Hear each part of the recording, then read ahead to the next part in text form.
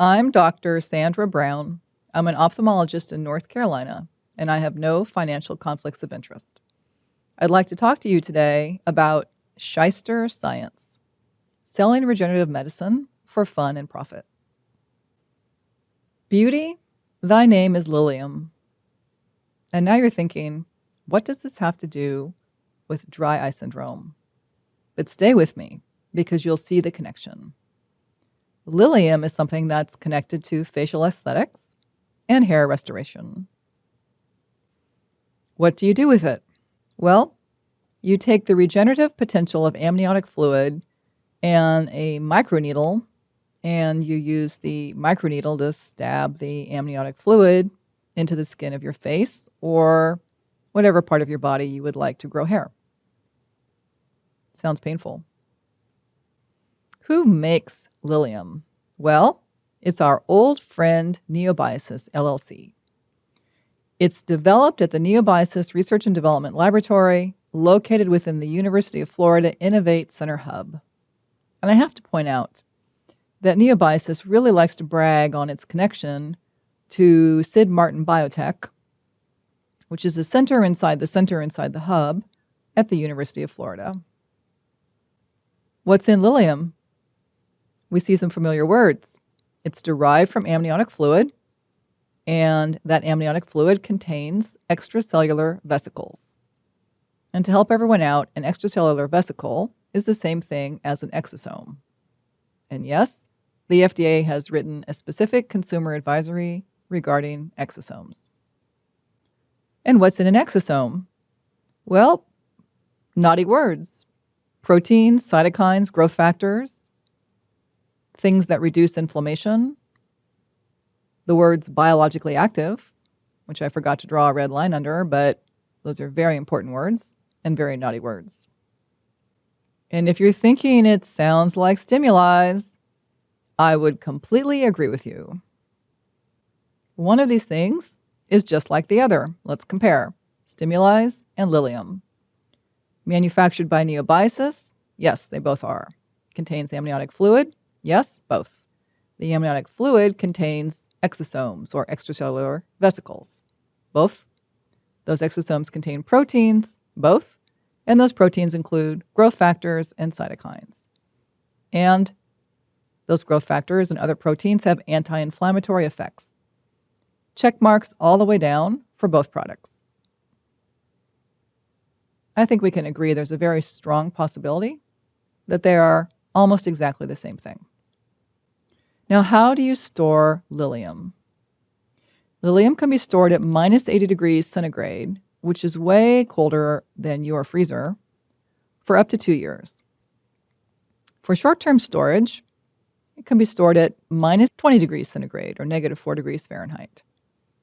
Also, probably colder than your freezer, at least a little bit. They ship it on dry ice and ship it overnight for delivery. And this is Shyster science on display. Because stimuli and Lilium are both manufactured by Neobiosis. Allegedly, the active components of both products are proteins, which are packaged in exosomes, which are floating in amniotic fluid. But stimuli supposedly can be stored at room temperature, whereas Lilium has to be stored at negative 80 degrees centigrade long term. The shelf life of stimuli is 2 years at room temperature, whereas that of Lilium is 2 years at negative 80 degrees centigrade. Stimuli is shipped at ambient temperature. Lilium is shipped on dry ice. What do you get at the end of that? In the case of stimuli, you get sludge. In the case of Lilium, you get Lilium. And this is just a place where Neobiosis outs itself. There's nothing they could do to Lilium to turn it into stimuli that would make it stable at room temperature for 2 years. Just think about that. And this is why biologiceyedrops.org exists. Rebecca's motivation is that vulnerable, desperate dry eye patients and caring, frustrated eye doctors are being misled, taken advantage of, and placed at risk. For me, it's what Rebecca said. Also, the intellectual dishonesty of these companies and these individuals is just choking me. And you add that to the fact that the FDA processes are way too slow. We can educate much faster than the FDA can regulate. So, what's Ian White, PhD, up to now? Dr. White is the founder of Neobiosis and its chief science officer, of course. Well, just lately, space is his final frontier.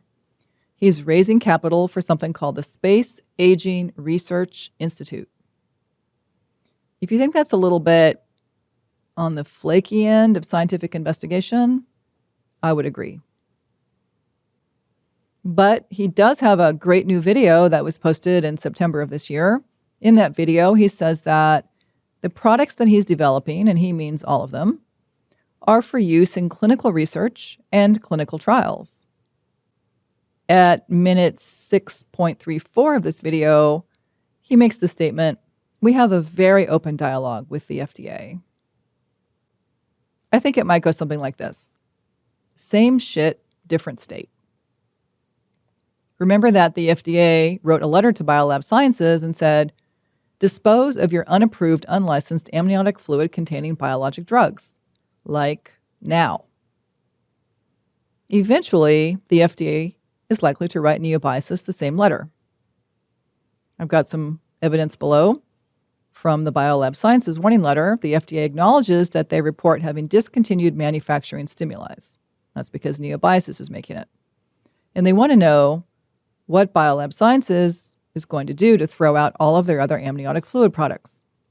So the fact that Stimuli is no longer being made in Arizona, instead is being made in Florida, isn't going to save it. The feds are the feds, no matter what state you're in. Now, M2 Biologics had a lengthy disclaimer at the bottom of their website, which included the statement, information and statements on this site have not been evaluated by the Food and Drug Administration. But that was evidently not good enough because first M2B changed their website and then they disappeared it. Just lately, this is the M2 Biologics website. This is it. All of it. One web page, no working links. That's it. All of that stuff that they used to have about cytokines, chemokines, growth factors, blah, blah, blah, blah, blah, blah, blah, is 100% gone. Let's swing back to that Neobiosis website for a moment. I got another cease and desist letter, so I'm still trying to be more polite. Original title of this slide was, "Kind of Feels Like You're Lying," but let's change that to, "Is This a Typo?" Because, just like Dr. White said in his video, all over his website are the statements for research and clinical trials. A couple different places very prominently, research and clinical trials. However, if you click on the Learn More link, it takes you to something about Lilium. Lilium contains messengers, helps cells communicate, build the right types of collagen. That sounds wonderful. But if you poke around on the internet a little bit more, you can find myliliumlife.com. Click on that, and here's what you get. And I have to say, where can I join this clinical trial? Because I want skin like that. Now, I did have to notice that there was something called a practitioner's portal. If this was really a clinical trial, I might have thought it would say investigator's portal. But let's not try to make this any funnier than it already is, which is pretty funny indeed, because we all know that that's somewhere that an individual in the aesthetic industry can go to order up Lilium. And since I'm one of those people who scrolls down, I scrolled all the way down past the hottie to the very bottom of the webpage, and I found, wait, another LLC, Lilium LLC.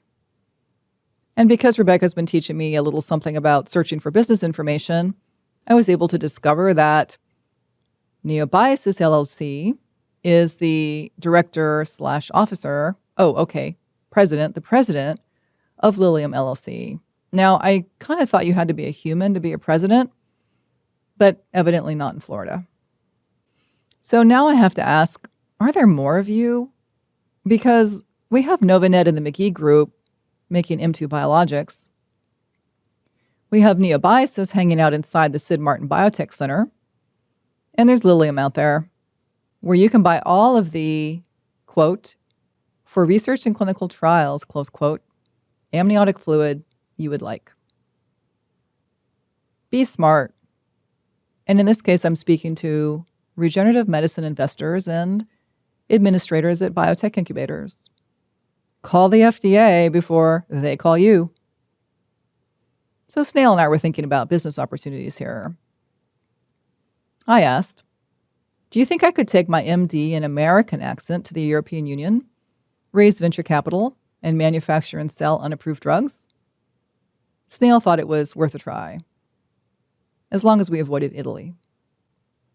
I hope this talk has shown you some of the just scientific absurdity of the statements that are made by these regenerative medicine companies.